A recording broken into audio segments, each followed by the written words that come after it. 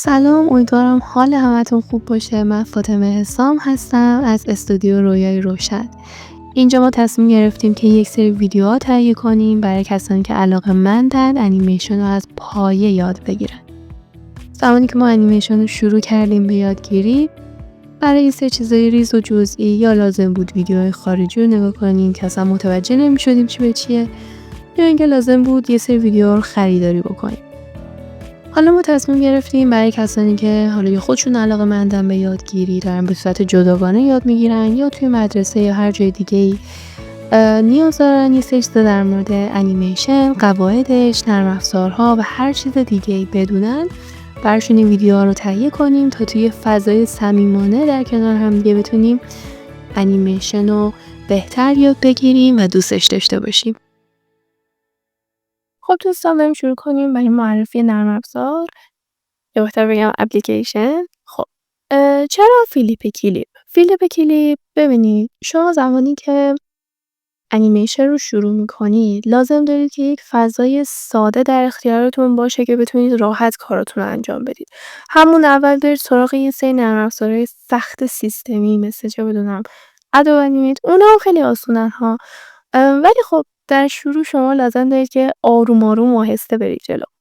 فیلیپ کلیپ یه نرم افزار خیلی ساده است که تمام چیزایی که شما برای ساخت یک انیمیشن به اون نیاز دارید و در اختیار شما قرار میده و خیلی راحت میتونید اون چیزی که میخواید رو توی فیلیپ کلیپ بسازید. خب بریم برای شروع معرفی. پس زمانی که شما وارد میشید، مثل تمام اپلیکیشن های ادیت عکس و ویدیو، یه همچین صفحه‌ای دارید که پروژه هاتون رو بهتون نشون میده. حالا من کاری توش فعلا انجام ندادم، ولی اگه زمانی که شما پروژه بسازید برید بیرون بیاید، به صورت پیشنهادی اینجا بهتون پروژه هاتون رو میاره. خب توی قسمت پایینی این مثبت، این به علاوه وسط رو که بزنید میتونید پروژه جدید بسازید.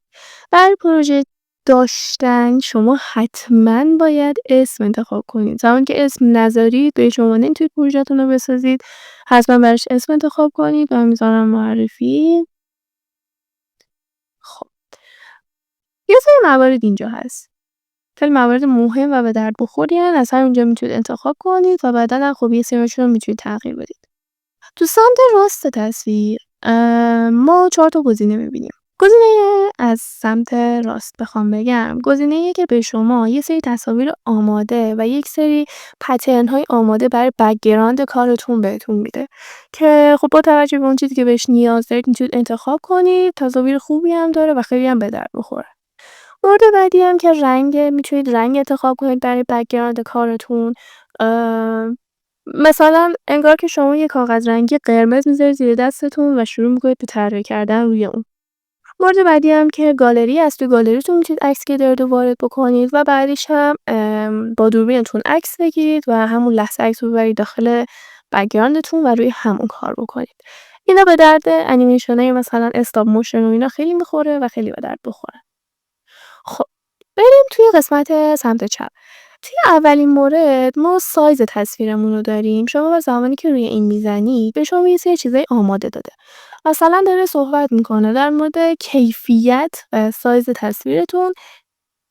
1080 720 میتونید خب اون چیزی که میخواید رو انتخاب کنید. دوباره جلوی هر سایز نوشته که این مناسب برای چه اپلیکیشنیه. مثلا شما میخواید ببرید داخل یوتیوب آپلود کنید و اینجا زده 1080 یوتیوب.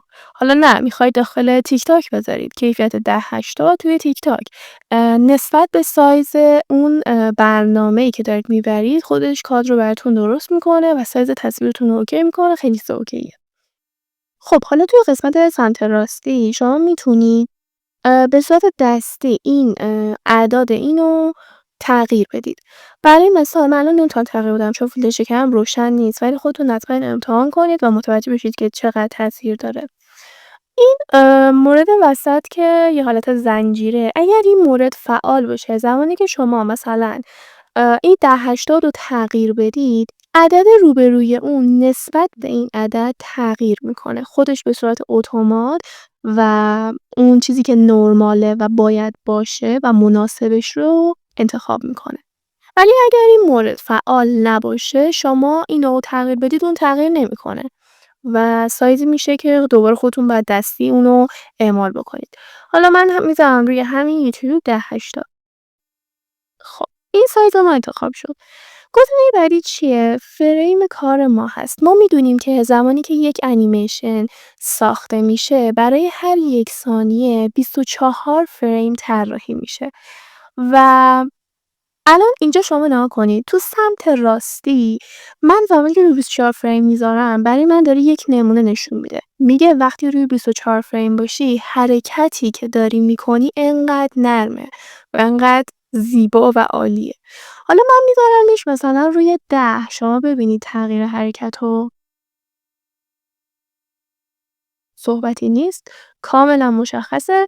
حالا خب اینجا دوباره نسبت به نیازتون میتونید انتخاب کنید. اصلا شما میخواید که نه انیمیشنتون 14 فریم باشه هر ثانیه‌اش یا 11 فریم باشه، نسبت به انتخاب خودتون اینو بذارید که خودش هم به صورت نرمال روی 12 فریم بود که فکر کنم اوکیه. به این صورت ما پروژه‌مون رو میسازیم و وارد میشیم.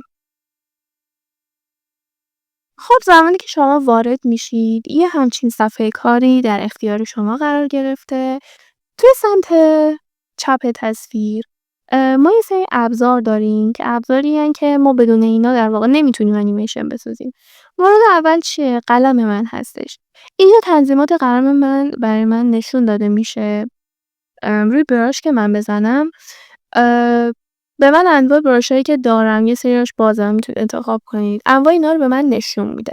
دوباره هر کدوم از اونا توی قسمت جلویشون یک سری تنظیمات داره. با این فلش میتونید وارد اون تنظیمات بشید. مورد اولی استابیلایزر. بذارید بقیه توضیح بدم بعدم بریم سراغ اون. چیز مهمیه و خیلی هم به درد بخوره.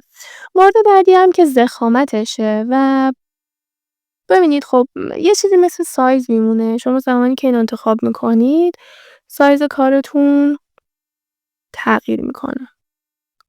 حالا کمش میکنیم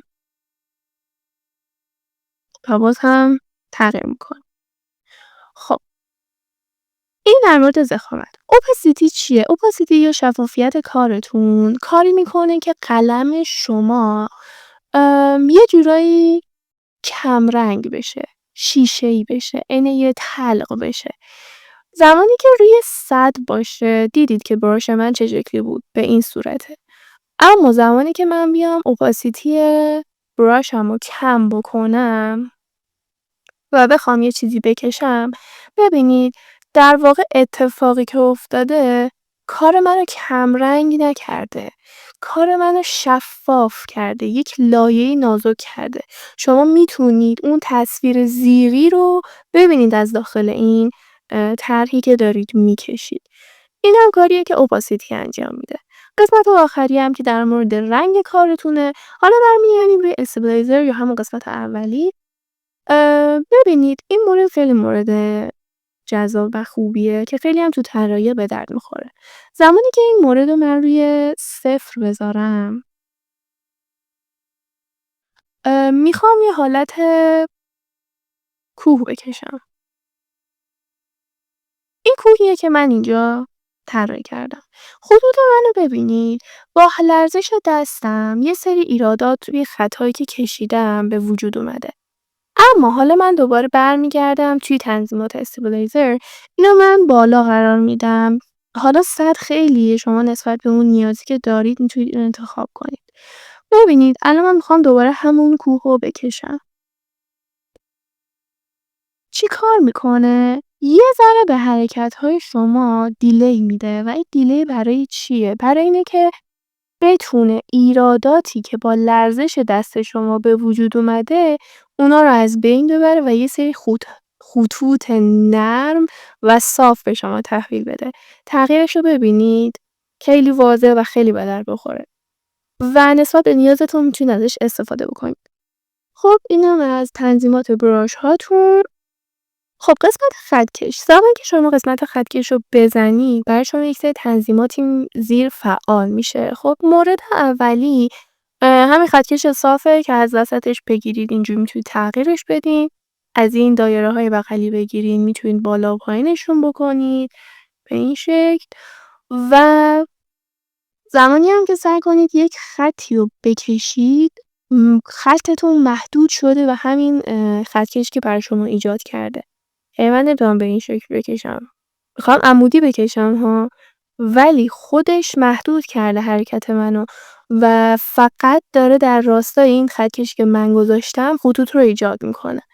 حالا مدل‌های مختلفی داره. مدل دایره داره که اینجوری کوچیک و بزرگ میشه، از این دایره‌ها بگیرید، و مورد مربع و یه میرور هم داره.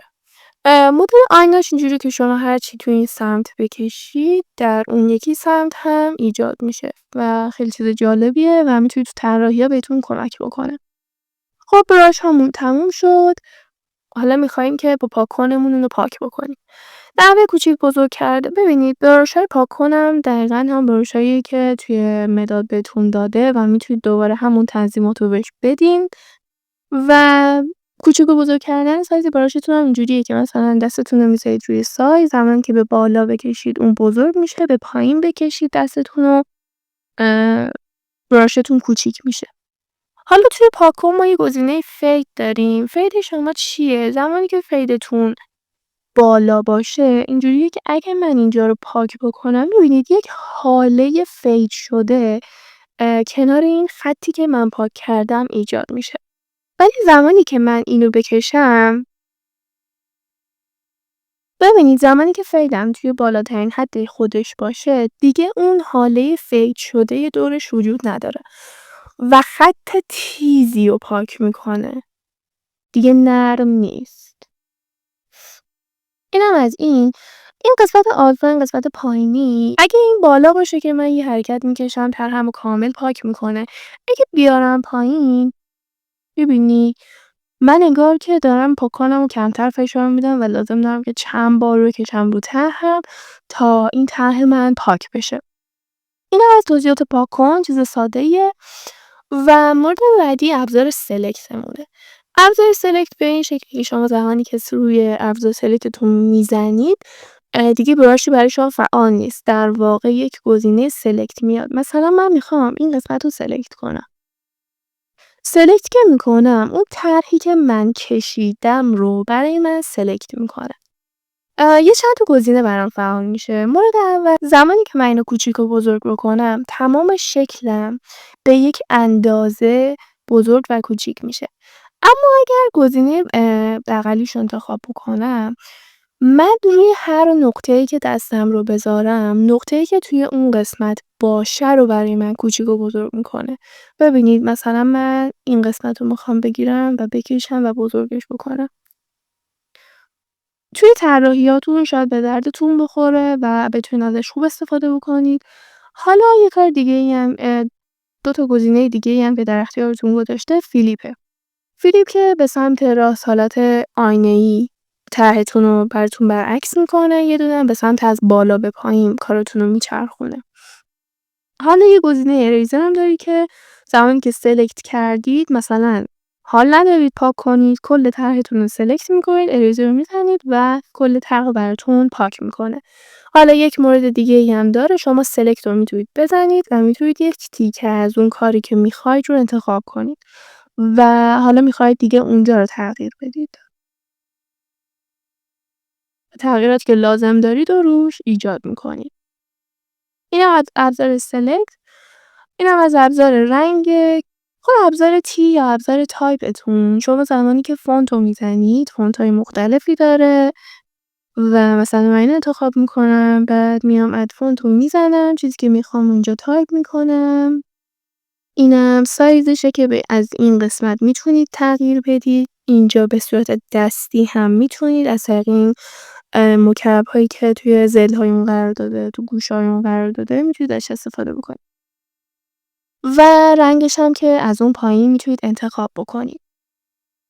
یه گزینه دیگه ای هم که هست بهتون بگم، زمانی که شما یه چیزی حالا با ابزار سلکتتون سلکت میکنید و به این صورت سلکت میشه، یک دایره‌ای در وسط کار شما وجود داره که این دایره مرکز ثقل شما یا انکر پوینت شماه.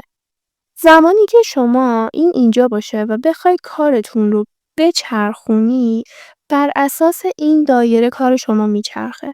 اما من اینو میذارم گوشه این طرف. ببینید بر اساس اون چرخشش داره انجام میشه. توی متحرک سازی های مورد خیلی به دردتون میخوره و خیلی قابل استفاده است. حالا میایم این گزینه رو فعال میکنیم. ببینید زمانی که شما میرید و میکشید روی این، انگار که 2 تا رنگ رو ریختید رو صفحتون و دارید با انگشتتون این 2 تا رنگ رو با هم ترکیب میکنید و قاطی میکنید. رنگ‌هایی که تو این اطراف باشه رو و شما دارید انتخاب میکنید و با هم قاطی میکنه. اینم میتونه تو طراحی به دردتون بخوره. قسمت بلو رو هم که خب یه حالت وقتی شما میکشید اونو محو میکنه، بلور میکنه. اینم خیلی میتونه هنری باشه و توی کارهایی و طراحیایی که میکنی میتونه به دردتون بخوره. مثلا میتونی توی بعد دادن به کارتون، تو طراحیتون ازش استفاده بکنی. حالا بریم سراغ تایملاین کارمون داخل فیلم کلیپ.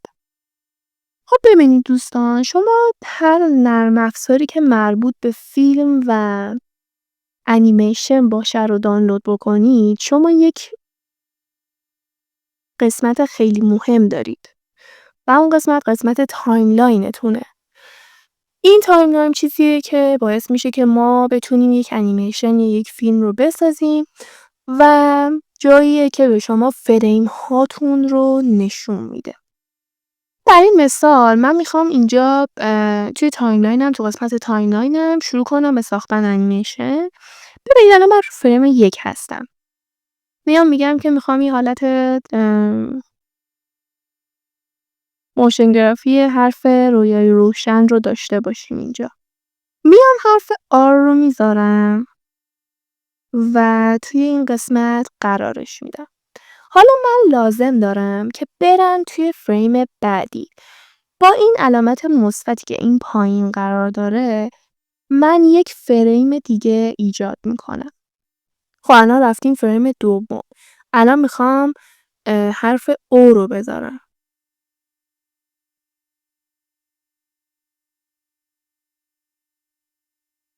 خب حرف O رو میذارم و میذارمش اینجا. الان من میخوام برم حالا بذارید اینجا یه موردی رو بهتون بگم.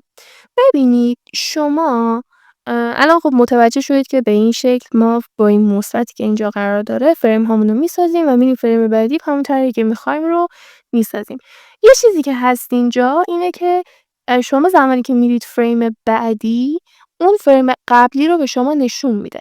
حالا تنظیماتش از این قسمت 3 نقطه بالا، زمانی که شما اینو بزنی توی این قسمت میون اگه اشتباه نکنم، اگر این رو فعال باشه که الان فعاله، میبینید ای وای الان من غیر فعالش کردم. چه اتفاقی افتاده؟ من تو فریم دوم هستم ولی فریم قبلی رو به من نشون نمیده. بنابراین برای اینکه بتونید قسمت فریم قبلیتون رو ببینید، این گزینه رو فعال میکنید و کار شما رو، قسمت فریم قبلی شما رو به شما نشون میده. این خیلی تو متحرک سازی به دردتون میخوره، چون شما باید بدونید که حرکت قبلیتون کجا بوده که حرکتتون نرم در بیاد. حالا یک موردی هست، من میخوام ابزار کپی رو هم همینجا بهتون بگم. ببینید من لازم دارم الان که به فریم دوم اومدم، فریم اولم رو داشته باشم دقیقاً همون جایی که بوده میخوام باشه و من میام R رو میذارم. حالا باید بیام اینو سعی کنم دقیقاً روی این قرار بدم. حالا ممکنه دستم بلرزه، بالا پایین بشه، توی حرکتم نرم در نمیاد و کارم خوب نمیشه. اینو چیکار میکنم؟ برمیگردم به فریم اولم. این قسمت پایین رو شما ببینید. یک گزینه هست به اسم کپی. زمانی که من کپی رو بزنم، هر چیزی که روی صفحه باشه رو برای من کپی میکنه.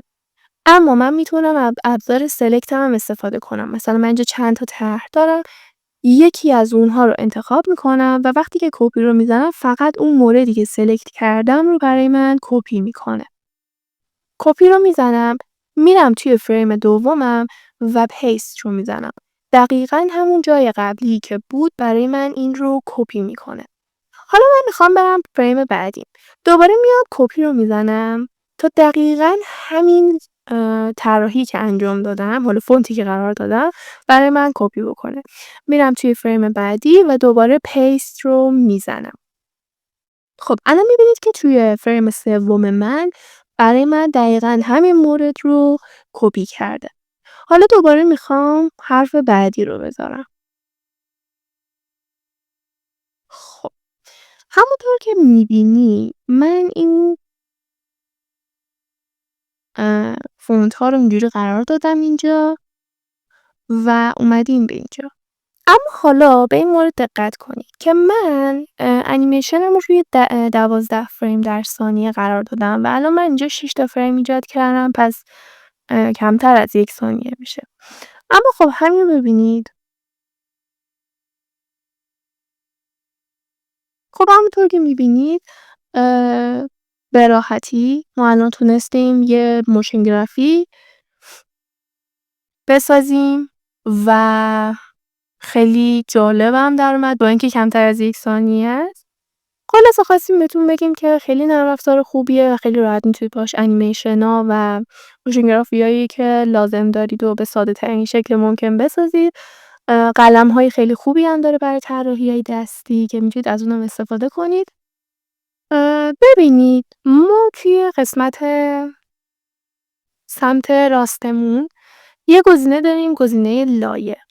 ما توی ساخت انیمیشن، فیلم، عکس، کلاً آدمایی که توی بحث گرافیک هستن خیلی با لایه‌ها کار دارن. کاربرد لایه‌ها چیه؟ ببینید انگار که ما چند طبقه کاغذ رو یا بهتره بگم تلق رو روی همدیگه قرار میدیم و روی هر کدومشون یه چیزی رو کشیدیم که این مورد خیلی مورد به درد بخور و خوبیه.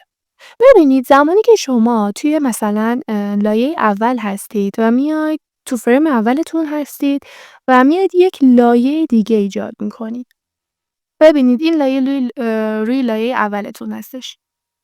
مثلا من میگم که ای وای من یادم رفت برای این کاری که دارم بک‌گراند بذارم. من میخواستم پشتش بنفش باشه. میام سطح رنگمو برمیدارم. اجازه بدید. من روی همین فریم همین لایه خودم هستم. هنوز لایه ایجاد نکردم. میام سطح رنگمو برمیدارم و حالا رنگ نارنجی رو انتخاب میکنم و میزنم اینجا. کارم خراب شد. ببینید دور کارم یه سری سفیدی‌ها مونده، حالا ریزکاری داره. من اینو باید بیام دونه دونه درست بکنم، تو هر کدوم که میرم باید اینو بزنم و خب اینجوری کار درست در نمیاد. من چی کار میکنم؟ اینجا رو ببینید این گزینه بالا 2 تا فلش کنار این شیر یه گزینه‌ای هست. زمانی که من زوم این زوم اوت میکنم اگر این گزینه رو بزنم این صفحه کار من رو به سایز اولیه خودش برمیگردونه. خب حالا برگردیم با آموزش لایه‌مون. من الان میام چیکار میکنم؟ یک لایه ایجاد میکنم. رنگم رو به این لایه میدم. خب الان چه اتفاقی افتاد؟ این لایه همینطور که میبینیم لایه دوم منه. من گفتم چند تا تلق رو روی همدیگه قرار میدی و من میتونم چند تا کار انجام بدم. یکی که میتونم اوپاسیتیشو بیارم پایین، وضوحشو بیارم پایین و ببینید تغییر میکنه، یا اینکه نه ببرمش بالا. من این اتفاق خیلی میفته. شما میاید یه طرحی رو میزنید، یادتون میفته که بک‌گراندتون لازم به تغییر داره. الان کاری که انجام میدم اینه که میام دستمو نگه میدارم روی این 3 تا خطی که تو سمت راست وجود داره توی اون لایه‌ای که میخوام. اینو میگیرم و میندازمش پایین. حالا میبینید که این افتاده زیر این کاری که من دارم. حالا میتونم همینو کپی بکنم و توی بقیه لایه‌ها پیست بکنم. دقیقاً لایه رو برای من با تمام مشخصاتش پیست میکنه.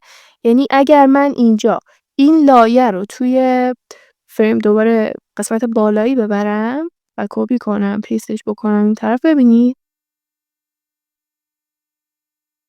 خودش به صورت اتومات تغییر میده.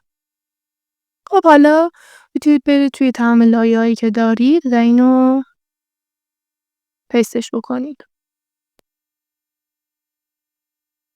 خب به این شکل از لایه‌هاتون استفاده بکنید. فکر میکنم توی این ورژن از فیلپ کلیپ فقط شما میتونید 3 تا لایه ایجاد بکنید، پس سعی کنید به خوبی از این 3 لایه استفاده بکنید.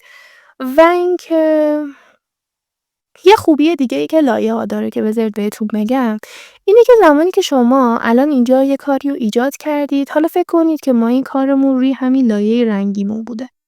ببینید الان مثلا من یه آر اینجا کشیدم. من میخوام این آر رو پاک بکنم. اتفاقی که میفته اینه که رنگ بک‌گراند من هم باهاش تغییر میکنه، چون من دارم همه رو روی یک لایه انجام میدم. اما زمانی که اون طرحی که کشیدیم روی یک لایه جداگانه باشه و من بخوام اینو پاک بکنم، فقط هر چیزی که توی اون لایه هستش پاک میشه. بنابراین حتما باید از لایه‌هاتون استفاده بکنید. نه فقط توی این برنامه، شما یک انیماتور هستید و باید به خوبی بتونید از لایه‌هایی که دارید استفاده بکنید. حالا توی بخش 3 نقطه بالا پروژکت سیتی رو که بزنید، همون تنظیماتی که تو قسمت اول انجام دادید رو میتونید اینجا دوباره تغییراتشون بدین و ازشون استفاده کنید. میتونید بک‌گراندتون رو اینا رو تغییر بدین. یا اینکه خب مورد بعدی فریمز ویور چیه؟ توی این قسمت میاد تمام فریم هایی که شما تا الان طراحی کردید و به صورت واضح‌تر بهتون با دسترسی آسون‌تر بهتون نشون میده. زمانی که شما فریماتون بره بالا، ببینید شما باید به این شکل فریماتون رو جابجا کنید. حالا اگه تعداد فریمتون بره بالاتر، خیلی سخت میتونید یه فریمی رو پیدا کنید. بنابراین میاید توی این قسمت و از اینجا میتونید خیلی راحت اون فریمی که بهش نیاز دارید رو پیدا بکنید و مستقیما به اون فریم فرستاده میشید. خب این گزینه سومم که بهتون گفتیم به چه دردی میخوره. خب حالا این قسمت رو ببینید. این قسمت که وضوح این لایه‌تون رو داده روی مثلا صده، میتونید بالا و پایین بکنید و مقدارش رو تغییر بدید. حالا اگه فقط یک بار روی این ضربه بزنید، لایه رو براتون پنهان میکنه و خیلی راحت پاکش نمیکنه و خیلی راحت فقط اونو فعلا تا وقتی که شما بهش اجازه بدید از دیدتون پنهان میکنه تا خیلی راحت کارتون رو بتونید انجام بدید. خب ببینید الان چه اتفاقی افتاده. من اون گرید رو فعال کردم و برای من یک سری چهارخونه هایی توی شکل من ایجاد کرده. حالا این هم تنظیمات داره، شما میتونید تنظیماتش رو درست بکنید.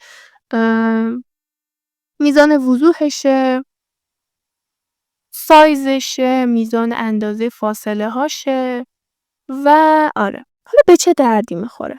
ببینید زمانی که شما یک انیمیشن رو میسازید، لازم دارید که همه چیز دقیق و درست سر جای اولیه خودشون قرار بگیره.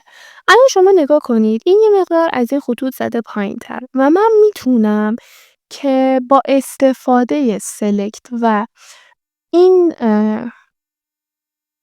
با استفاده از سلکشنم و این موردی که من اینجا فعالش کردم، میتونم به راحتی اینو دقیق بالا یا پایینه، حالا درست سلکتش نکردم، بالا یا پایین اون خطی که میخوام قرار بدم تا همه چیز صاف و درست روی یک خط قرار بگیره.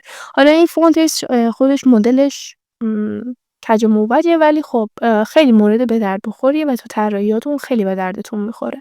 یه حالتی هم که داره، شما زمانی که خروجی کارتون رو میگیرید این خطوط دیده نمیشن. و خب برمیگردیم.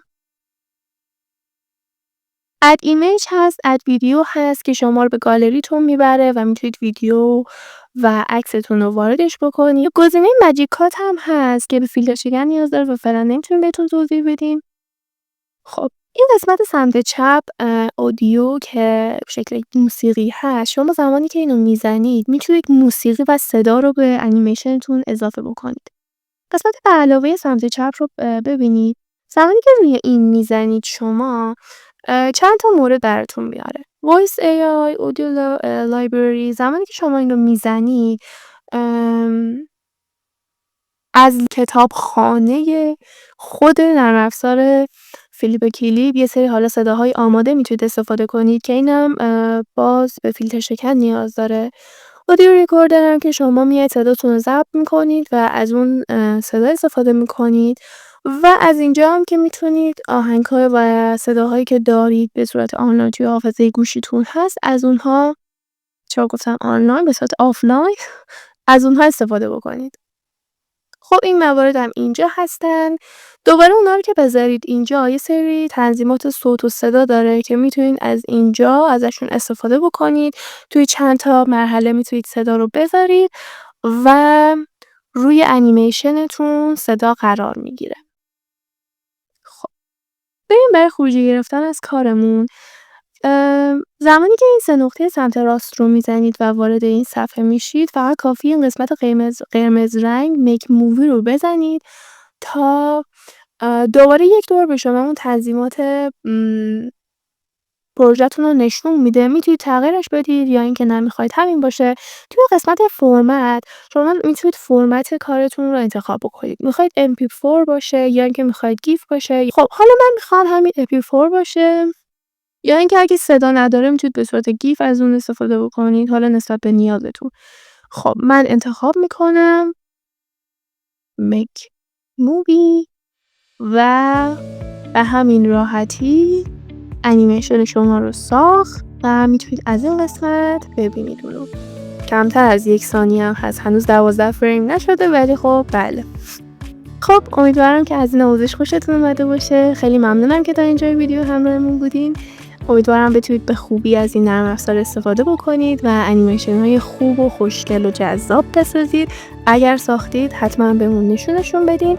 نظری درخواستی هم دارید حتما توی کامنت ها بهمون بگید. خیلی ممنون. خدا نگهدارتون.